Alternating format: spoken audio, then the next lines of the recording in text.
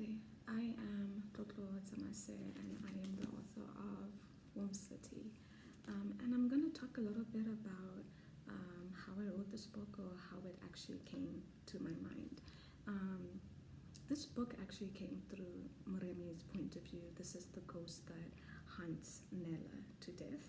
Well, not exactly to death, but I remember actually writing that scene, and Moremi was digging herself out of a makeshift grave. Basically, she was angry and she was dead, and she was going to hunt the people who killed her. And in the next scene, it was Nella waking up after a night of drinking and having fun, and it was supposed to end as a good night, but it didn't.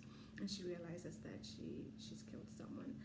So it's quite interesting, because then I had to track back to the beginning and figure out, how did we get here?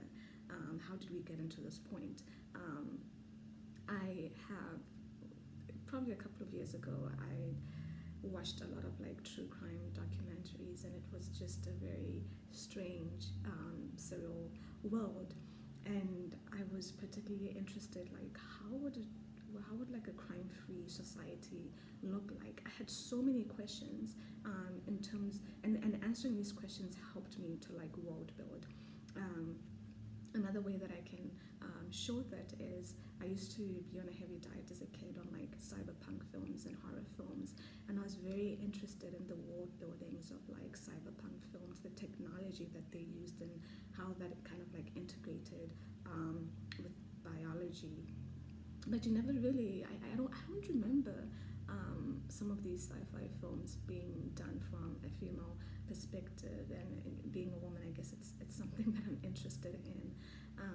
And so I had questions of like, okay, how would a crime-free world be in this world? How would immortality be in this world? And that's how I came up with like the regulation system of like the body hub.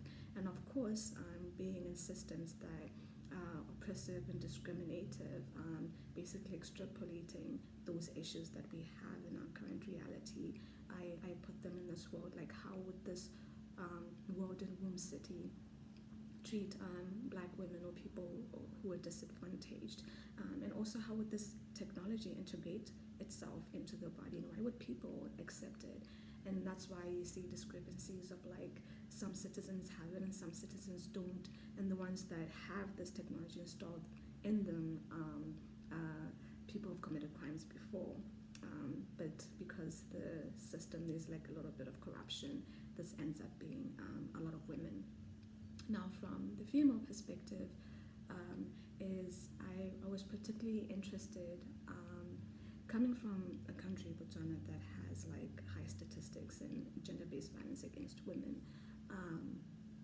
Usually, the reasons behind or backing killing women and abusing women is because they were either not too submissive, or they said no in something. So it's like a policing of bodily autonomy, and usually women in these circumstances are not allowed to like express like their rage or their emotions. And so it was very important for me in this book to allow these women to express their rage, which would need me being in Nella's point of view. Like, she's done a lot of terrible things that I don't agree with, but I had to like step into her emotions and think like her, like, what would she do if she's been put in this scene? And then stepping into Moremi's point of view. I mean, she's been murdered, and you know, her anger is very valid. How does that look like on a sentence level?